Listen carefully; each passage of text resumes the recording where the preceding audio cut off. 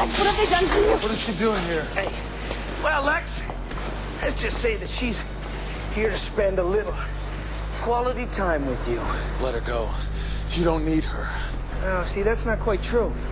Because now that we have your serum, we're going to need somebody to use it on. And, I'd say your girlfriend is as good a guinea pig as anyone, wouldn't you? Now, in case this stuff really does turn you into some kind of super chick, just remember, there's a gun pointed at your boyfriend's head the whole time. Get away from me. Wait. It won't work on her. The serum was tailored for my blood chemistry. Lex, no. Wow.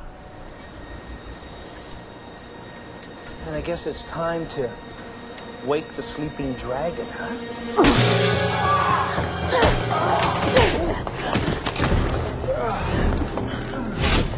Get back!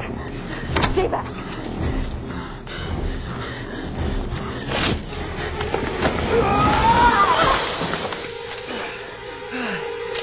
Bitch!